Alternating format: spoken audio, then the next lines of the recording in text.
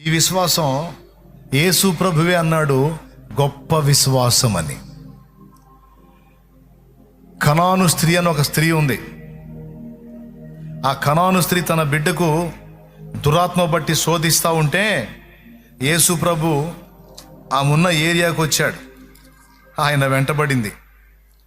ఆయన వెంటబడి కేకలు వేస్తూ ఉంది, ప్రభువా కరుణించు, నా బిడ్డని బ్రతికించు అని. దేవునికి స్తోత్రం కలుగును గాక. ప్రభువుని కేకలేస్తూ ఉందండి, మొత్తుకొని అరుస్తూ ఉంది. ఆయన శిష్యులు ఆమెను చూసి, ప్రభువా ఏంది గోల, ఈంతను వెంటబడి కేకలేస్తున్నామని పంపరాదా అన్నారు. ఆయన ఏం పట్టించుకోవట్లా. ఆ వెంటబడి కేకలేస్తూ ఉంటే ఆయన నడిచి వెళ్ళిపోతూ ఉన్నాడు. ఈ శిష్యులు ఈ మాట అనేసరికి ఆయన ఆగాడు.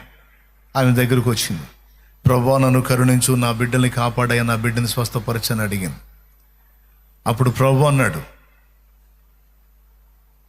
పిల్లల రొట్టె ముక్కలు తీసి కుక్క పిల్లలకు వేయటం యుక్తము కాదు అని. అప్పుడు ఆమె అంది, ఎంత సాయం చేయమని అడిగితే మాత్రం నన్ను కుక్కతో పోలుస్తావా అనలా. ఒక అవమానకరమైన పరిస్థితి అక్కడ ఎదురైనా దాన్ని లక్ష్య పెట్టలా, తగ్గించుకుంది. అవును ప్రభువా, అవును ప్రభు. మత్తయి సువార్త 15:20 అక్కడ కనపడుతుంది, చూడొచ్చు. ఆమె నిజమే ప్రభువా, కుక్క పిల్లలు కూడా తమ యజమానుల బల్ల మీద నుండి పడు ముక్కలు తినును కదా అని చెప్పాను. అప్పుడు అన్నాడు యేసయ్య, ఏమన్నాడో చూడు. అందుకు యేసు, అమ్మా నీ విశ్వాసము గొప్పది. అబ్బా, దేవునికి స్తోత్రం కలుగును గాక. గొప్ప విశ్వాసము, గొప్ప విశ్వాసం. నీవు కోరినట్టే నీకవును గాక అన్నాడు. ఆ క్షణమందే, ఆ ఘడియలోనే ఆమె కుమార్తె స్వస్థత పొందెను. అక్కడ ఉంది చూడు, ఆ ఘడియలోనే ఆమె కుమార్తె స్వస్థత. ఆమె ఏమన్నా ఇశ్రాయేలీయురాలా, సురోఫెనికయ్య వంశస్థురాలు, ఆమె అన్యురాలు. అన్యురాలైనా కూడా ఏం పట్టుబట్టిందండి. నేను చెబుతున్నా కదా, సీనియర్ విశ్వాసుల కంటే జూనియర్ విశ్వాసుల విశ్వాసాన్ని కార్యాలు ఎక్కువ జరుగుతాయి. నేను చూస్తున్నా కదా, మళ్ళీ చెబుతున్నా, సీనియర్ విశ్వాసుల కంటే జూనియర్ విశ్వాసుల విశ్వాసం వల్ల కార్యాలు ఎక్కువ జరుగుతాయి. వాళ్ళు గట్టిగా నమ్ముతారు. ఈ సీనియర్ విశ్వాసులు అట్ట కాదని లాజికల్ దేవులాడుకుంటూ ఉంటారు. అది ఎందుకు తగ్గిద్దిలే, ఇది ఎందుకు పోయిద్దిలే, ఎందుకు చేశాడో దేవుడు, అంటే ఈ రోగం నాకు పౌలుకు పెట్టినట్టు ముళ్ళులాగా పెట్టాడు, అందుకని ఇది తగ్గదులే అని వీళ్ళే అంటుంటారు. నేను అంటాను, ఆయన ఫోన్ చేశాడు, ఏంది నీకేసయ్యా, అమ్మా నువ్వు పౌలంతటి దానివి, పౌలంతటి వాడివి, అందుకని నువ్వు హెచ్చిపోకుండా ముళ్ళు పెట్టాను, అది నీకు తగ్గదులే, ఇక నువ్వు అక్కడ అట్లనే ఉంటావులే అని నీకు ఫోన్ చేశాడా? నీతో ఏమైనా మాట్లాడా? ఆ మాట నీతో మాట్లాడినప్పుడు నీవు ప్రార్థించినట్టయితే స్వస్థత పొందే అవకాశం ఉంది. కానీ సీనియర్ విశ్వాసులు ఉన్నారే, ఈ ముదిరిపోయిన విశ్వాసులు, కొత్త విశ్వాసుల పట్టు ఇళ్ళ దగ్గర ఉండదో, నీరు గారిపోయి ఉంటారు, బలహీన పడిపోయి ఉంటారు. మళ్ళీ పేరుకి ఎంతకాలం అయిందో నమ్ముకుంటూ, ఇప్పుడేడా నేను నమ్ముకొని 96, 97, 90 అంటుంటారు. మరి అప్పటి నుంచి నువ్వు దేవునితో నడుస్తుంటే ఎంత విశ్వాసం ఉండాలి నీ దగ్గర అంటే ఏం విశ్వాసం ఏమో. అదే కొత్త వాళ్ళని కదిలిచ్చు, ఎంత పటిష్టంగా ఉంటారంటే, ఎందుకు చేయడన్నా దేవుడు కార్యం చేస్తాడన్న నాకు విశ్వాసం ఉంది అంటూ ఉంటారు. వాళ్ళ మాటలు చాలా బలంగా అనిపిస్తాయి, నాకు కార్యాలు కూడా జరుగుతాయి. యేసు ప్రభు ఆమె విశ్వాసాన్ని మెచ్చుకున్నాడు, గొప్పదన్నాడు. 4వ రకం విశ్వాసం, గొప్ప విశ్వాసం, ప్రభు ప్రశంస పొందిన విశ్వాసం. ఏమిటి ఆ విశ్వాసం యొక్క గొప్పతనం అంటే, మొట్టమొదటిది అసలు ఆమె యేసు ప్రభుని వెతకటంలోనే విశ్వాసం ఉంది. యేసు ప్రభుని గురించి విని వదిలేలా, ఆయన దొరికితే బాగుండు నాకని ఎదురు చూసింది. ఆ ఎదురు చూసినట్టు వచ్చాడు. వచ్చినప్పుడు అవకాశాన్ని పోనీయకుండా వెంటబడింది. ఎంత వెంటబడిందంటే, ఆ విశ్వాసం ఎంత గొప్పదంటే, ఆమెని పట్టించుకోకుండా వెళ్తున్నా కూడా గర్వంగా ప్రవర్తించలా వెంటబడింది. సరే ఆగి ఆమెని అవమానించినట్టు మాట్లాడిందా? వదల్లా. అవమానాన్ని తీసుకుంది, మొండిగా వెంటాడింది. ఆమె పట్టుదల చూసి ప్రభువుకి ఆశ్చర్యం కలిగింది. గొప్ప, బా, ఎంత పట్టు, ఎంత మొండి మనిషి, ఎంత గొప్ప విశ్వాసాన్ని కలిగి ఉంది. ఇంత గొప్ప విశ్వాసం నా మీద పెట్టుకున్న ఈ కుమార్తెను నేను ఎలా సిగ్గుపరిచేది? పో, నీ కుమార్తె బాగుపడింది అన్నాడు. అంటే దేవుడు నిన్ను విదిలించినా సరే విసుగక పట్టుదలగా ప్రార్థించి మొర్రపెట్టి గోజాడేటువంటి విశ్వాసము గొప్ప విశ్వాసం అన్నాడు యేసయ్య. గొప్ప ప్రార్థనల్లా, గొప్ప మొర్ర అల్లా విశ్వాసాన్ని మెచ్చుకున్నాడు. గొప్ప విశ్వాసం అన్నాడు. 4వ రకం ఏది?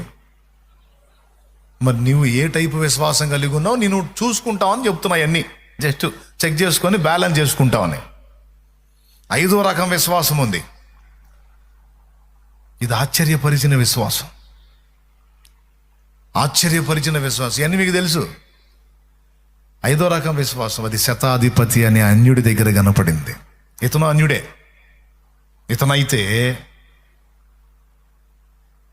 ఇతనైతే తన కూతురు కోసమో కొడుకు కోసమో కాదు, దాసుడి కోసం. నా దాసుడు పక్షవాతము చేత బాధపడుతున్నాడు, ప్రభువా నా దాసుని స్వస్థపరచమని కబురు పెట్టాడు. వాళ్ళు అక్కడున్న యూదులు, అతను మనకి మంచి చేశాడు, అతనికి హెల్ప్ చేద్దాం, మనం సాయం చేయాలి అని ప్రభువుని రిక్వెస్ట్ చేశాను. సరే వెళ్ళి నేను బాగు చేస్తాను అని ప్రభు బయలుదేరాడు శతాధిపతి ఇంటికి. అతను మళ్ళా కబురు పెట్టాడు, ప్రభువా నువ్వు నా ఇంట్లోకి వచ్చి ఈ కార్యం చేయటానికి నేను పాత్రుని కాను. నేనేమి నీ యజమానిని కాదు ప్రభువా, నీకు ఆజ్ఞ జారీ చేసి నా ఇంటికి తెప్పియటానికి నీ దాసుణ్ణి.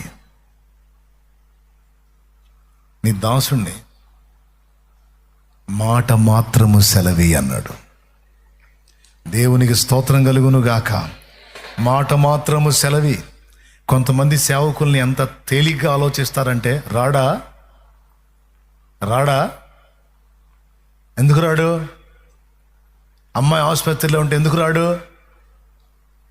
ఆడికి వెళ్తున్నప్పుడు రాడా? మన ఇంటికి ఎందుకు రాడు? నేను రాను. ఎందుకు రావు? ఆయన రాడు మన ఇంటికి అంటే నువ్వు అంటే పరిగెత్తాలా? యేసు ప్రభు విషయంలో శతాధిపతి ఏం మాట్లాడుతున్నాడో తెలుసా? నిద్ర ఎంతమందికి వస్తుందండి? ఎవరికి రావట్లేదుగా. నేను ముగింపులోకి వచ్చా. స్తోత్రం చెప్పండి, గట్టిగా చెప్పండి. ఓకేనా? అంటే ముగించబోతున్న సంతోషంలోనా? ఆశ్చర్యం ఏందోనండి, ఒక్కళ్ళు కూడా ఇలా అనలా ఈరోజు. ఏందో మరి ఎవరన్నా అట్ట కనపడతారో అస్సలు పొరపాటును కూడా అట్లా లేరు. ఫుల్ జోష్గా ఉన్నారు. దేవునికి మహిమ. వినాలా, ఇది వినాలా, ఈ 4 ముక్కలు వినాలా, మీ మైండ్లో తీసుకొని జాగ్రత్త చేసుకోవాలా మీరు. అసలు ఈ శతాధిపతి చూడు, విచిత్రం. నువ్వు నా ఇంట్లోకి వచ్చేయడానికి నేను పాత్రుని కాదు, అక్కడే ఉండి ఒక మాట చెప్పమన్నాడు. ఎందుకంటే నీవు సర్వాధికారివి, నేను ఒక అధికారిని కనుక నా కింద ఉన్న పని వాళ్ళకి నేను ఆజ్ఞ జారీ చేస్తే, నా దాసుడు పోయి ఇది చేయమంటే చేయను, ఇటు వచ్చి ఇది చేయమంటే చేయను, నా దాసుడిని చేయమంటే అతడు పోయి చేస్తాడు. నువ్వు అలాగే సర్వాధికారివి. నువ్వు ఒక్క మాట అంటే రోగాలు నీకు లోబడతాయి ప్రభువా. నువ్వు రోగాల మీద అధికారివై ఉన్నావు, నువ్వు దయ్యముల మీద శాసనకర్తవై ఉన్నావు. ఒక్క మాట మాత్రం సెలవిస్తే చాలు, విడుదల వచ్చిద్దాం. దానికి యేసు ప్రభు ఏమన్నాడో తెలుసా? లూకాసు వార్త 7వ అధ్యాయం ఒక్కసారి చూడండి. యేసు ప్రభు అన్న మాట మాత్రం చదువు. 9వ వచనం. యేసు ఈ మాటలు విని అతని గూర్చి ఆశ్చర్యపడి తన వెంట వచ్చుచున్న జనసమూహం వైపు తిరిగి, ఇశ్రాయేలులో నెవనైనా ఎంత గొప్ప విశ్వాసం నేను చూడలేదని మీతో చెప్పుచున్నానెను. అక్కడ ఏం రాశాడంటే 9వ వచనంలో అతన్ని గూర్చి ఆశ్చర్యపడి, ఇశ్రాయేలులోనైనను ఇంత గొప్ప విశ్వాసము నేను చూడలేదు. గొప్ప విశ్వాసం అన్నాడు, మరియు ఆశ్చర్యపరిచిన విశ్వాసం. అది కనాను స్త్రీ విశ్వాసం ప్రభు గొప్ప విశ్వాసం అని మెచ్చుకుంటే, నువ్వు నా ఇంటి దాకా కూడా రావద్దయ్యా, జబ్బుతో ఉన్నవాడు నా దాసుడే, జస్ట్ నువ్వు ఉన్న చోటే ఉండి ఒక మాట సెలవి అయ్యా, అయిపోయింది అన్నాడు. ఇది ఎంతటి విశ్వాసం అండి! కూటం అయిపోయినాక చేతులు నెత్తి మీద పెట్టి ప్రార్థన చేయాలా? నేను ఇక్కడ ఉండి మీకోసం ప్రార్థన చేస్తాంటే అట్ట కాదు అస్సలు.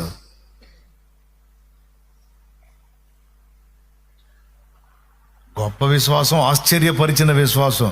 నువ్వు రావాల్సిన అవసరంలా, టచ్ చేయాల్సిన అవసరంలా, మాట మాత్రం సెలవు అయిపోయింది అన్నాడు. నువ్వు ఉన్న చోట ఉండి ఒక మాట చెప్పాయా. ఎంత విశ్వాసం! దేవునికి మహిమ కలుగును గాక. నా ప్రియులారా, ప్రియమైన బిడ్డలారా, ప్రభు మెచ్చుకున్నాడు. చూడండి, ఇశ్రాయేలులోనైనాను ఇంత విశ్వాసం ఉన్నట్టు నేను చూడలేదు. ఇంత గొప్ప విశ్వాసం. అతడు అన్యుడు, మళ్ళీ అన్యుల్లో ఎంత విశ్వాసం ఉంది! మరి ఈ విశ్వాసం సిగ్గుపరిచిందా, కార్యం చేసిందా? ఆ విశ్వాసాన్ని సిగ్గుపరిచాడా, కార్యం చేశాడా? అతడు కోరినట్లే అతనికి అయితే అతని దాసుడు స్వస్థత పొందుతాడంటే అతని దాసుడు తక్షణమే స్వస్థత పొందాను అని రాస్తుంది. ఆ గొప్ప విశ్వాసం ఉంచిన ఆమె కుమార్తె బాగుపడింది, ఇతని దాసుడు కూడా స్వస్థత పొందాడు. ఇది 5వ రకం. 6వ రకం విశ్వాసం. అస్కా అయిపోయింది. ఇదేందో తెలుసా?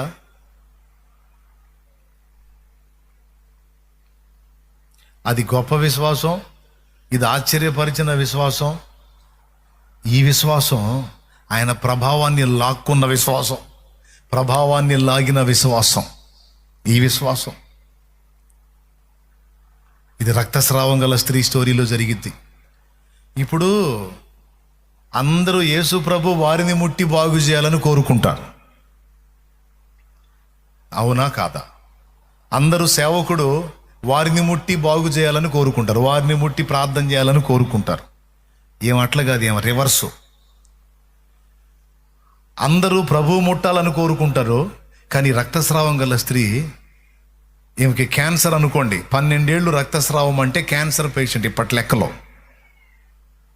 క్యాన్సర్ పేషెంట్, గర్భసంచి సంబంధిత క్యాన్సర్ ఉంది ఆమెకు అనుకోండి. 12 ఏళ్ళు ఆమె ఆ సమస్యతో బాధపడింది, రక్తస్రావంతో. అందరూ ఆయన వచ్చి ముట్టి బాగు చేయాలని కోరుకుంటే ఏమేమనుకుందో తెలుసా? నేను పోయి ఆయన్ని ముడతా అనుకుంది. జన సమూహం గుంపుగా ఉన్నారు, ప్రభు చుట్టూ ఉన్నారు.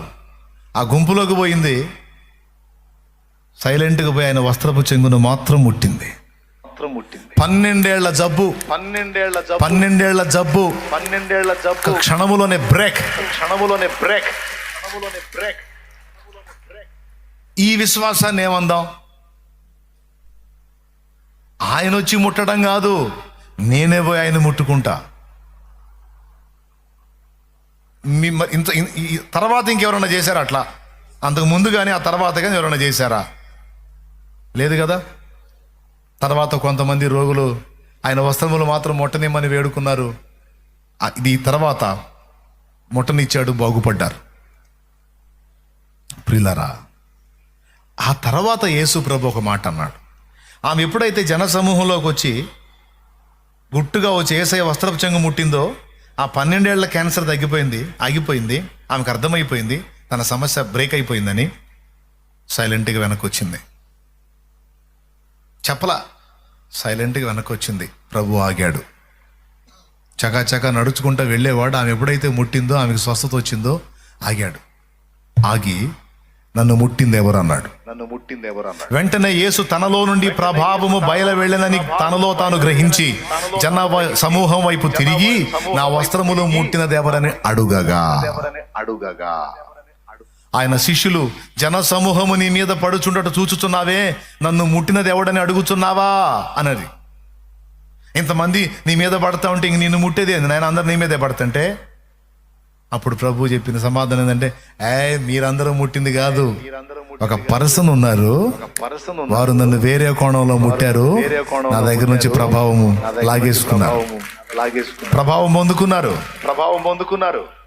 నా ప్రభావం ఎవరినో తాకింది తెలుసు. ఆయన ఎవరిని తాకిందో తెలుసు, ఆమె ఎవరో బయటికి రావాలని. ఇది తెలిసినోడు పర్సన్ తెలియదు, ఆయనకి తెలుసు ఆ పర్సన్ తానే రావాలి. అప్పుడు ఏం గడగడలాడుతూ వచ్చింది. అప్పుడు ఆ స్త్రీ తనకు జరిగినది ఎరిగి భయపడి వణుకుచూ వచ్చి ఆయన ఎదుట సాగిలపడి తన సంగతి ఎంతయు ఆయనతో చెప్పాను. దేవునికి స్తోత్రం కలుగునుగాక. ఇది ప్రభావాన్ని స్వీకరించినటువంటి విశ్వాసం. ఎలాంటి విశ్వాసాన్ని కలిగి ఉన్నావు? అల్ప విశ్వాసమా, మృత విశ్వాసమా, దయ్యాల విశ్వాసమా, గొప్ప విశ్వాసమా, ఆశ్చర్యపరిచిన విశ్వాసమా, ప్రభావాన్ని దేవుని దగ్గర నుండి పొందిన విశ్వాసమా? ఏ తరహా విశ్వాసాన్ని నువ్వు కలిగి ఉన్నావో నువ్వే ఆలోచించుకో.